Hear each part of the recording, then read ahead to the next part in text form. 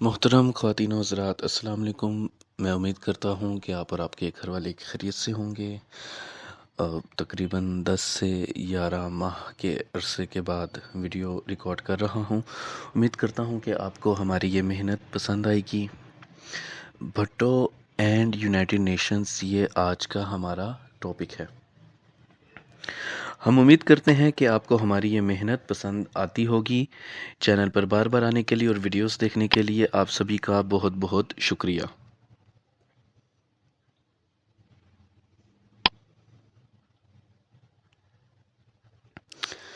سیارہ زمین، پلانٹ ارتھ پر زندگی موجود ہیں، جہاں پر انسان دنیا کے ہر خطے میں پھیلے ہوئے ہیں۔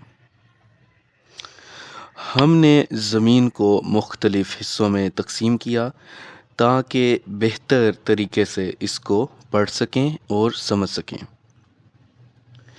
اسی زمین پر براعظم ایشیا میں، کانٹیننٹ ایشیا میں، سب کانٹیننٹ میں ہمارے پاس پاکستان موجود ہے۔ یعنی کہ ہمارے پاس براعظم ایشیا ہے اور اس میں کانٹیننٹ ایشیا میں برصغیر ہے، سب کانٹیننٹ ہے جس میں پاکستان موجود ہے، اور اسی کی خارجہ پالیسی کی تاریخ ہم آپ کو پڑھا رہے ہیں۔ دوستوں، بھٹو نے اقوام متحدہ میں نظریہ پیش کیا۔ اس نے پاکستان کو پوری دنیا کے ساتھ تعلقات پیدا کرنے کے بارے میں مشورہ دیا۔ تو بھٹو نے جو اقوام متحدہ میں نظریہ پیش کیا، اس سے پاکستان کے پوری دنیا کے ساتھ تعلقات بدلنا شروع ہو گئے۔ بھٹو کے عالمی نکات، انٹرنیشنل پوائنٹس میں Kashmir, India, pan Islamic approach شامل تھی، یعنی کہ تمام مسلم امت کو اکٹھا کرنا۔ بھٹو سوشلسٹ نظریہ، سوشلسٹ فلسفی پر یقین رکھتا تھا۔ یہی نظریہ اس کی خارجہ پالیسی، فورن پالیسی میں بھی نظر آتا تھا۔ بھٹو کولونیلائزیشن اور امپیریلزم کے خلاف بہادری سے بولتا تھا۔ کولونیلائزیشن کا مطلب یہ ہے کہ غریب ملکوں پر قبضہ کرنا، اور امپیریلزم مطلب سامراج، وہاں پر اپنی حکومت قائم کرنا۔ اور اقوام متحدہ یونائٹڈ نیشن میں وہ تمام ممالک اور اقوام کی خود مختاری، سیلف ڈٹرمنیشن پر بات کرتا تھا۔ وہ حقیقت پسندانہ یعنی کہ ریئلزم سیاست پر یقین رکھتا تھا۔ 25 اکتوبر یعنی 25 اکتوبر 1957 میں پہلی بار بھٹو اقوام متحدہ میں داخل ہوا اور جارحانہ انداز میں اپنا موقف پیش کیا، اپنے پوائنٹس پیش کیے جو اس کے تھاٹس تھے۔ ہندوستان کا پاکستان کا پانی روک لینا جنگ بھی کروا سکتا ہے، کیونکہ یعنی بھٹو نے کہا کہ ہندوستان کا پاکستان کا پانی روک لینا جنگ بھی کروا سکتا ہے، کیونکہ اس سے پورے ملک میں قحط پھیل سکتا ہے۔ اور امن کی اہمیت پر بات کرتے ہوئے بھٹو نے کہا کہ دونوں ملکوں کی سلامتی کے لیے ضروری ہے کہ وہ پرامن طریقے سے اپنے معاملات حل کریں۔ اور بھٹو نے یہ بھی کہا کہ سمندری راستے ہر ملک کے لیے کھلے ہونے چاہیے تاکہ وہ آزادی کے ساتھ سفر کر سکیں اور تجارت کر سکیں۔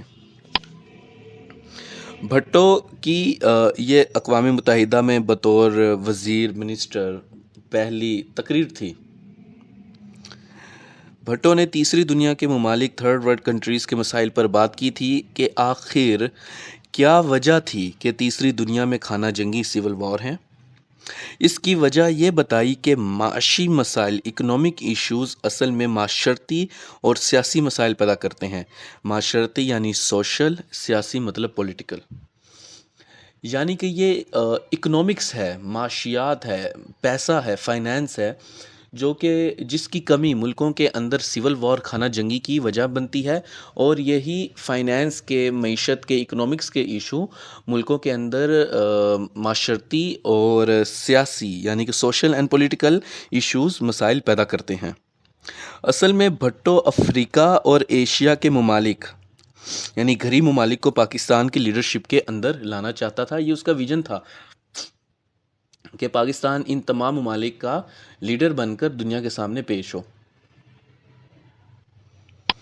اقوام متحدہ میں اپنی موجودگی کے دوران بھٹو نے سوویت یونین کے ایک لیڈر نکیتا خراشچوف کو اس بات پر منا لیا کہ وہ بلوچستان میں تیل کے ذخائر کو ڈھونڈنے میں پاکستان کی مدد کریں گے اور ماہرین ایکسپرٹ کی ٹیم پاکستان بھیجیں گے۔ اس کے بعد بھٹو خود ماسکو گیا اور روس اور پاکستان کے تعلقات کو اور زیادہ بہتر کرنے کی کوشش کی۔ آپ نکیتا خراشچوف کو سکرین پر دیکھ سکتے ہیں۔ بھٹو نے پین اسلامک نظریہ بھی پیش کرتے کرتے جو ایک الجیریا اسلامک ملک تھا، الجیریا کے مسلمانوں پر ہونے والے ظلم کے خلاف آواز اٹھائی تھی۔ فرانسیسی سامراجیت یعنی فرانسیسی امپیریلزم، فرینچ امپیریلزم کے خلاف آواز اٹھائی تھی۔ آپ دیکھ سکتے ہیں کہ مصر کے ساتھ لیبیا ہے اور لیبیا کے ساتھ الجیریا موجود ہے، یعنی آپ دیکھیں اگر میپ کے اوپر تو جہاں پر سعودی عربیہ ہے، سعودی عربیہ سے لیفٹ ایجپٹ ہے، سوڈان سے اوپر لیفٹ میں ایجپٹ ہے، ایجپٹ کے ساتھ لیبیا ہے اور لیبیا کے ساتھ الجیریا ہے۔ الجیریا فرانس کی کالونی ہوتا تھا، تو وہاں پر مسلمانوں کے اوپر ظلم ہوتے تھے، امپیریلزم تھا۔ بھٹو تمام اسلامی ممالک کو بھی پاکستان کی لیڈرشپ میں لانا چاہتا تھا۔ اگلے سال بھٹو پاکستانی نمائندوں کی سربراہی کرتے ہوئے اقوام متحدہ گیا۔ امریکہ چاہتا تھا کہ چین کو اقوام متحدہ کی نمائندگی نہ دی جائے کیونکہ وہ چین کی کمیونسٹ حکومت کے خلاف تھا، مگر بھٹو حقیقت پسندانہ سیاست پر یقین رکھتا تھا، ریئل پولیٹکس پر یقین رکھتا تھا، تو اس نے امریکہ کی حمایت نہ کی بلکہ بھٹو نے چین کے ساتھ دوستی کرنی چاہی اور پاکستان اس معاملے میں کامیاب رہا۔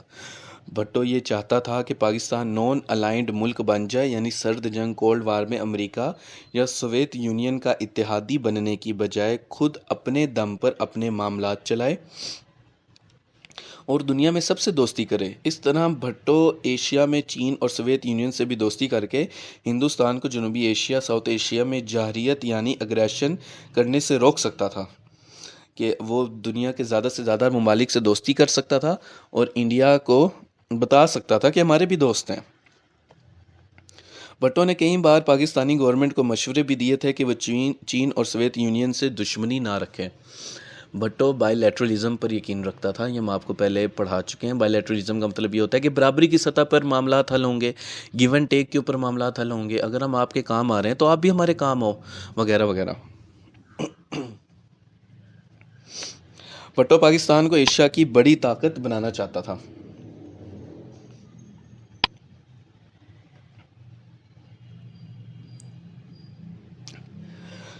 بھٹو جب ایوب خان کے دور میں وزیر خارجہ فورن منسٹر بنا تھا تو اس کو بہت زیادہ اختیارات مل گئے تھے، اتھارٹی مل گئی تھی، جس کا اس نے فائدہ بھی اٹھایا تھا۔ بھٹو کی بطور وزیر خارجہ پہلی کامیابی پاکستان اور چین کا بارڈر معاہدہ تھا، چائنا پاکستان بارڈر ایگریمنٹ تھا، اور یہ بھی ہم آپ کو پڑھا چکے ہیں۔ آپ history of foreign policy of Pakistan کی پلے لسٹ میں جا کر ہمارے چینل میں اس کو اچھے طریقے سے پڑھ سکتے ہیں۔ بھٹو نے مسئلہ کشمیر کو اقوام متحدہ میں پھر زندہ کر دیا جو کئی سالوں سے دبا پڑا تھا۔ بھٹو نے کہا کہ کشمیر پاکستان کے لیے وہی حیثیت رکھتا ہے جو برلن مغرب میں کے لیے اہمیت رکھتا ہے۔ بھٹو نے مسئلہ کشمیر کو عالمی امن، ورلڈ پیس کے ساتھ جوڑ دیا۔ اس کے جواب میں پنڈت نہرو نے کہا کہ نو وار پیکٹ سائن کر لیتے ہیں کہ ہم جنگ نہیں کریں گے، مگر بھٹو اور پنڈت کے درمیان معاملات آگے نہ بڑھ سکے، مگر مسئلہ کشمیر پر بات کرنے کے دروازے کھل گئے۔ مسئلہ کشمیر پر بات چیت کرنا اس بات کا ثبوت تھا کہ کشمیر بطور مسئلہ ایز اے ایشو ایگزسٹ کرتا ہے۔ بھٹو نے نیوکلیئر طاقت کے خلاف بھی بات کی تھی کہ یہ دنیا کا امن خراب کر دیں گی اور نیوکلیئر جو ویپنز ہیں وہ انسانیت کے لیے ٹھیک نہیں ہے۔ کشمیر کی آزادی کے لیے اگست 1965 میں آپریشن جبرالٹر شروع کیا گیا تھا، بعد میں آپریشن گرینڈ سلیم شروع کیا گیا تھا، جس کے نتیجے میں 1965 کی پاک بھارت جنگ شروع ہوئی تھی۔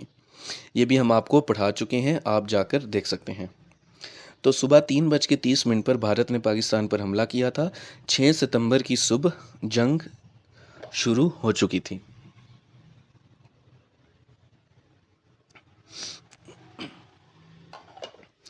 انڈیا چاہتا تھا کہ وہ لاہور پر قبضہ کر لے. انڈیا یہ چاہتا تھا کہ وہ لاہور پر قبضہ کر لے اور پاکستان کو شکست دے کر کشمیر کا چیپٹر ہی ہمیشہ کے لیے ختم کر دے. 1965 کی جنگ کی وجہ سے دونوں ملکوں کو عالمی دباؤ، تنقید، کرٹیسزم کا سامنا کرنا پڑا. بھٹو نیو یارک گیا اور اقوام متحدہ کی سیکیورٹی کونسل میں تقریر کی. اس نے 1947 سے ہونے والے ہندوستانی جارحیت کو بیان کیا کہ کیسے ہندوستان کشمیر پر ظلم کرتا ہے اور کیسے وہ پاکستان کے وجود کو مٹانا چاہتا ہے، وغیرہ وغیرہ.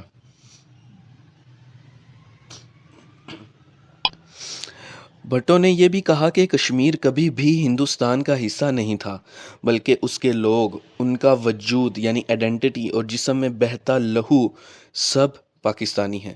بھٹو نے یہ بھی کہا کہ ہم اپنے دفاع کی خاطر ہزاروں سال کی بھی جنگ لڑیں گے. بھٹو نے کہا کہ یا تو اقوام متحدہ مسئلہ حل کرے ورنہ ہم اقوام متحدہ کو چھوڑ دیں گے.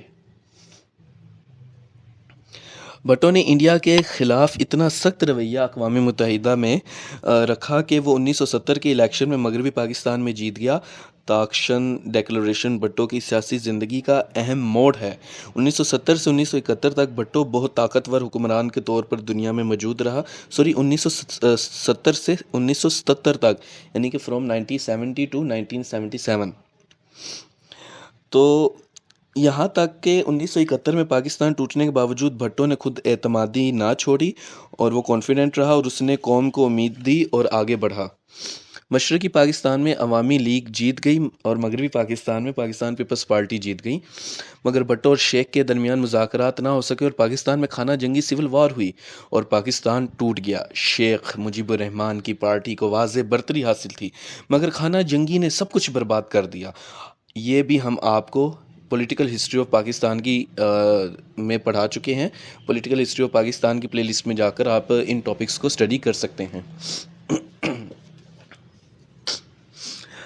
بڑوں کی انا تکبر ملک تک توڑ کر رکھ دیتی ہیں. معاشی مسائل، اکنامک پرابلم سگے خون کے رشتے بھی توڑ دیتے ہیں.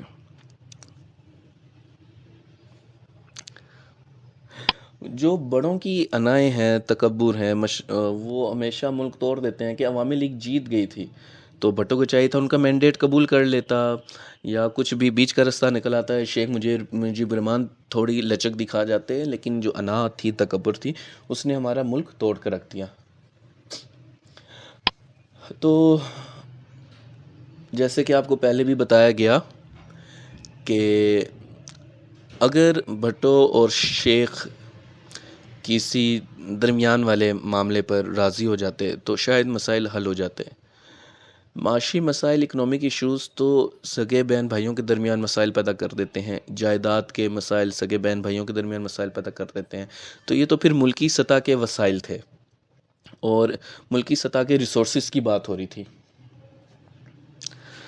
نصیر ترابی نے لکھا تھا بنگالی بھائیوں کی یاد میں کہ جب ہم نے اپنے بنگالی بھائیوں کو کھو دیا اور پاکستان ٹوٹ گیا تو انہوں نے کہا تھا کہ وہ ہم سفر تھا مگر اس سے ہم نوائی نہ تھی، کہ دھوپ چھاؤں کا عالم رہا جدائی نہ تھی.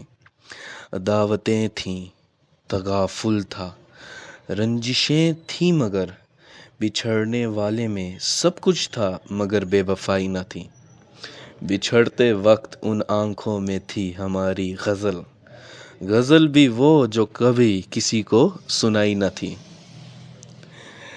اس کے اندر چھپے جذبات میں امید کرتا ہوں کہ آپ لوگ محسوس کر رہے ہوں گے. ایک طرف بھٹو نے انڈیا کو دوستی کا کہا اور دوسری طرف دھمکی لگائی کہ اگر ایسٹ پاکستان کے قیدی واپس نہ کیے گئے تو ہم اس کو دوبارہ حاصل بھی کر سکتے ہیں. اور بھٹو نے سیکیورٹی کونسل میں کاغذات پھاڑ دیے تھے اور کہا تھا you can take your security council, اور یہ بھی کہا تھا کہ قیدیوں کی رہائی تک پاکستان بنگلہ دیش کو قبول نہیں کرنے والا. تو بھٹو ایک طرف دھمکی بھی لگا رہا تھا، دوسری طرف کوشش کر رہا تھا کہ کسی طرح قیدیوں کے معاملات بھی حل ہو جائیں۔